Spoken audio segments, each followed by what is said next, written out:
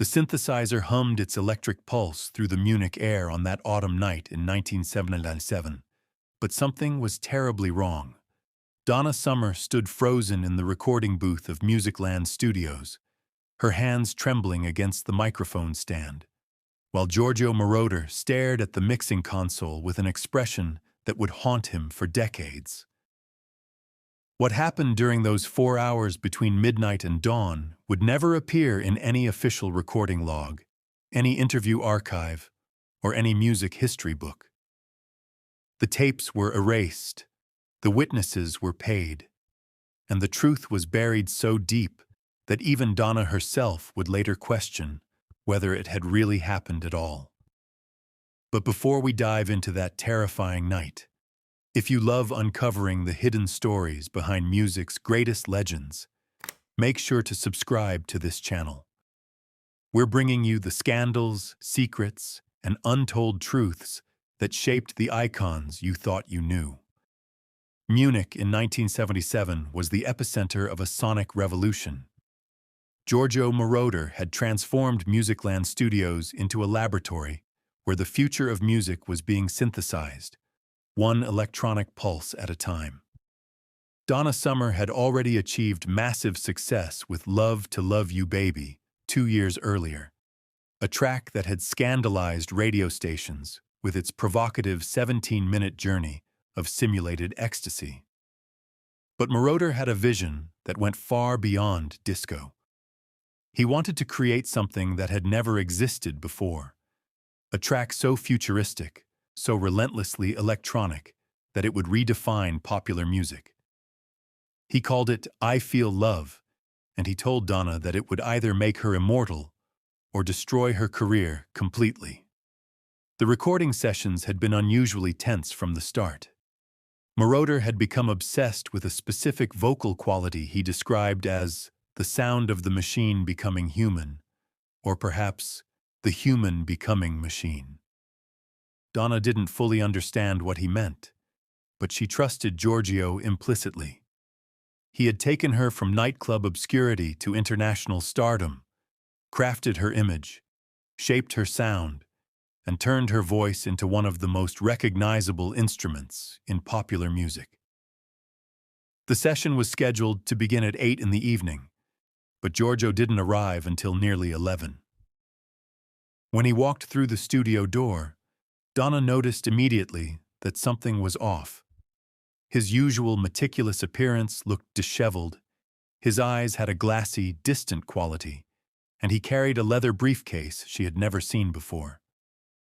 Pete Belot left the studio after a hushed conversation in German, his face pale. Donna found herself alone with Giorgio and one young German engineer named Klaus. Giorgio opened the briefcase and began removing equipment Donna had never seen. Small black boxes with blinking red lights, thick industrial cables, and what looked like medical monitoring equipment. Klaus helped connect these mysterious devices to the console while Giorgio muttered technical specifications. The whole atmosphere felt wrong, charged with anxiety, but Donna walked into the recording booth and waited for instruction. The first hour passed relatively normally, but as midnight approached, Giorgio's demands became increasingly strange. He wanted her to sing while holding her breath until she felt dizzy, to hyperventilate between takes, to imagine she was drowning, then flying, then being pulled apart by invisible hands. Klaus looked increasingly uncomfortable but said nothing. Around midnight, Giorgio told Donna he was going to try something experimental.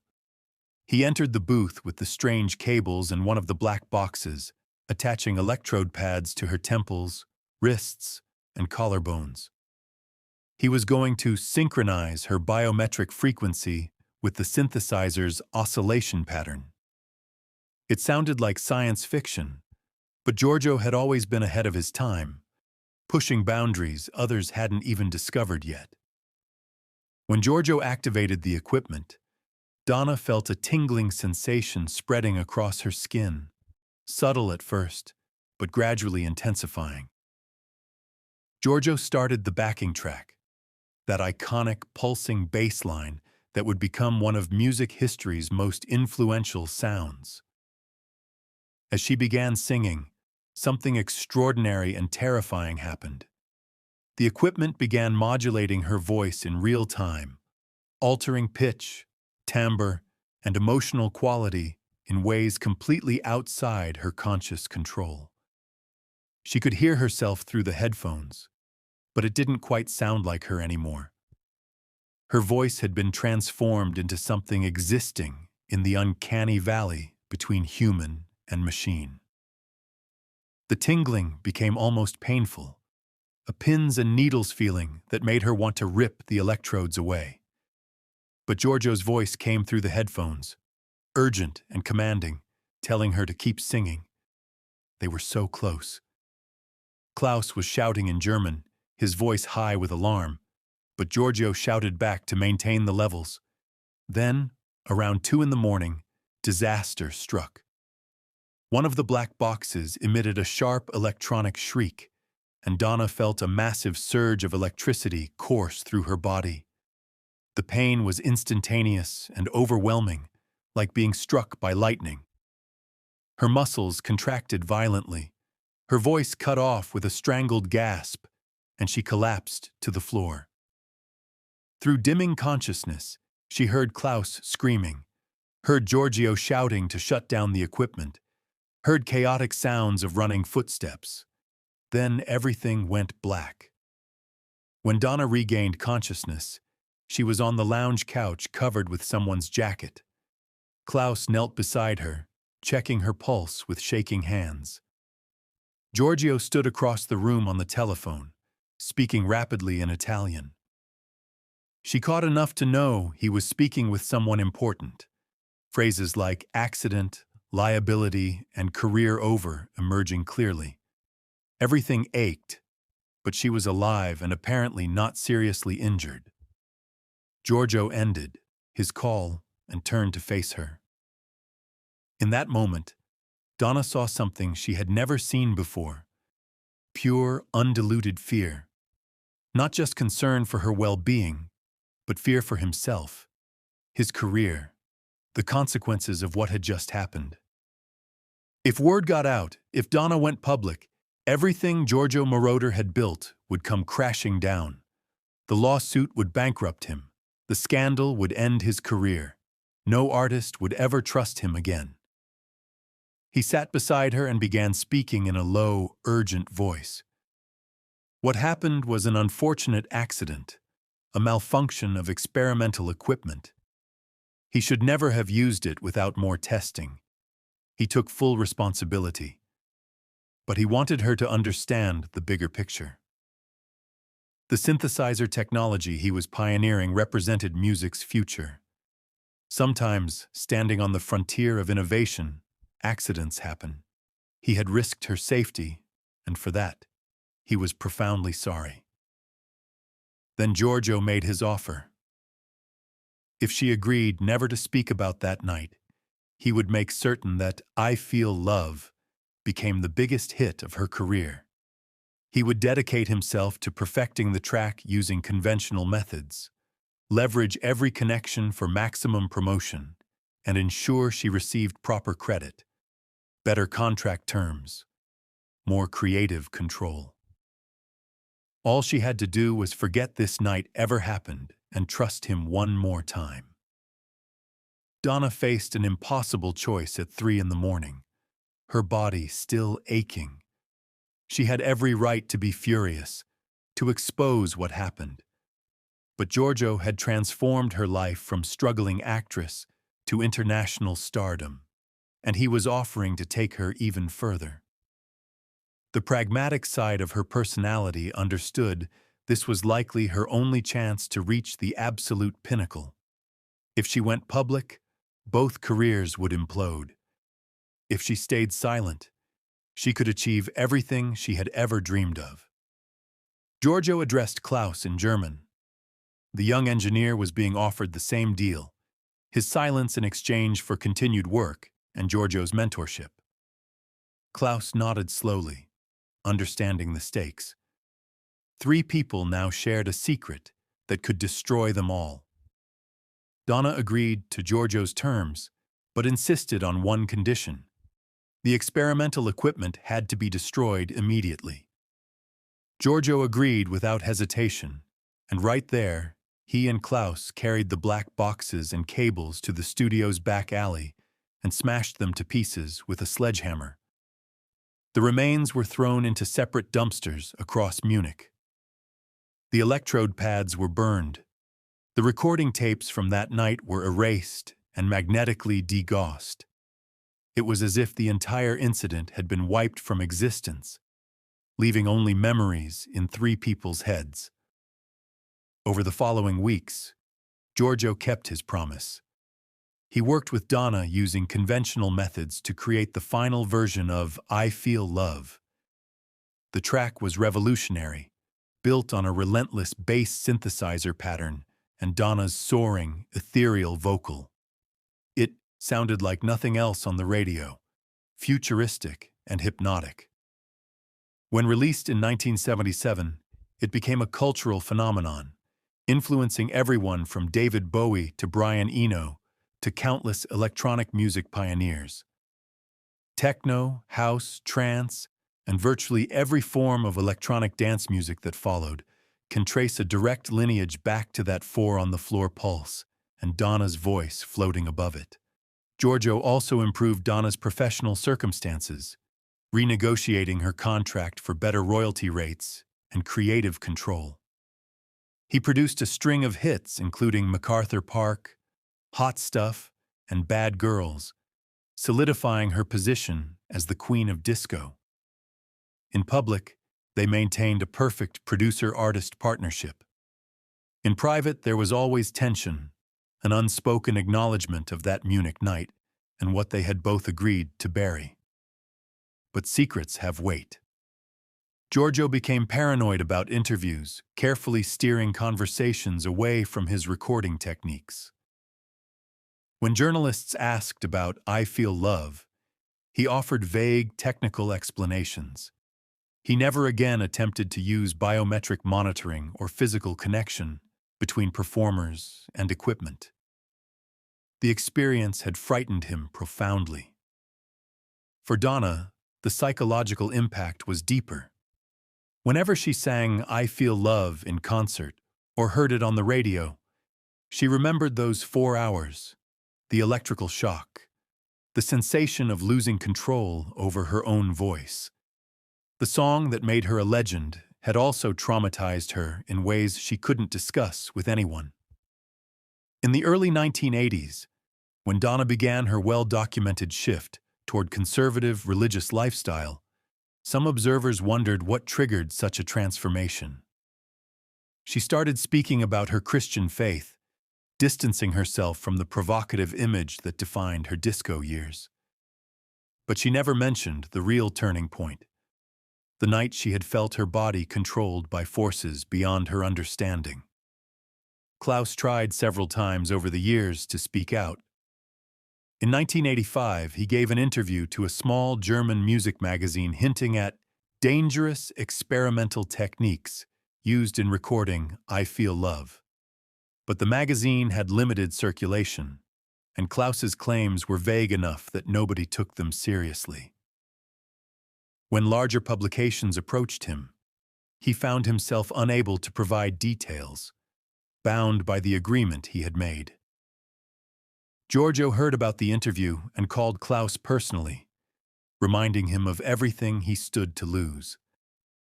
Klaus never gave another interview about that night. Donna Summer passed away on May 17, 2012, from lung cancer at age 63. In the weeks following her death, as journalists revisited her catalog and reflected on her influence, there was renewed interest in the technical innovations that defined her sound. How did Giorgio Moroder create those revolutionary electronic tracks? What recording techniques gave Donna's voice such distinctive quality? The answers provided were technically accurate, but incomplete, describing the Moog synthesizers without mentioning the experimental equipment or the night everything went wrong. Klaus, by then a successful studio engineer in his late 50s, felt the weight of the secret pressing on him again. He had carried it for 35 years, watched Donna become a legend, seen Giorgio celebrated as a visionary, and said nothing. But now Donna was gone, released from the agreement by death itself. He reached out to several music journalists, offering to share the full story. But when it came time to actually go on record, Klaus found himself unable to follow through. The habit of silence was too deeply ingrained, and besides, what would be the point now? In 2015, Giorgio Moroder gave interviews to promote a new album. One journalist, having found Klaus's 1985 interview, asked Giorgio directly about the dangerous experimental techniques mentioned. Giorgio paused, his elderly face showing a flicker of the fear Donna had seen nearly 40 years earlier. Then he laughed it off, calling it the kind of crazy rumor that always surrounds innovative work. The recording of I Feel Love had been challenging and groundbreaking, but entirely safe. The journalist accepted his explanation and moved on. To this day, the full story of what happened in Musicland Studios remains unknown to the public. Donna took the secret to her grave. Giorgio continues to guard it. Klaus has never provided enough detail to make the story verifiable. The recording industry has no incentive to excavate uncomfortable truths about one of its most beloved classics. And so the legend of I Feel Love remains pure and untarnished, a masterpiece that changed popular culture forever, with no mention of the electrical shock, the dangerous equipment, or the price paid to capture those 4 minutes and 24 seconds of sonic perfection. But every now and then, when music historians analyze I Feel Love, or DJs play it in clubs worldwide, when new generations discover it and marvel at how futuristic it still sounds decades later, a small number of people who know the true story hear something different in Donna Summer's voice. They hear the slight tension, the hint of pain underlying the ethereal beauty, the sense that something just slightly wrong is happening behind the scenes. They hear the sound of a woman who sacrificed more than anyone realized to give the world something it had never heard before. And they wonder what other secrets are buried in the grooves of the records we love, what prices were paid, and what stories were silenced to create the music that defines our lives. Giorgio Moroder is 94 years old now, still occasionally appearing at electronic music events celebrating his groundbreaking work. He has never spoken publicly about the Munich incident, and at this point, he likely never will. The secret has become part of his identity, a weight he has carried for so long that its absence would feel strange. Perhaps he has written down the truth, placed it in a sealed envelope to be opened after his death. Or perhaps he has decided that some stories are better left untold, that the music speaks for itself, and that the darkness behind its creation is irrelevant compared to the light it has brought to millions. The night Donna Summer was shocked by experimental equipment in a Munich recording studio could have been a cautionary tale about artistic ambition. Instead, it became a buried secret, a conspiracy of silence involving 3 people who understood that revealing the truth would destroy more than it would illuminate. Whether they made the right choice remains unclear. I Feel Love changed music forever, inspired countless artists, and brought joy to millions. Would all of that have happened if the story of its traumatic creation had become public in 1977? Or would the scandal have overshadowed the art, reducing a masterpiece to a cautionary tale? The answer, like so many secrets in music history, remains locked away in the silence of those who were there.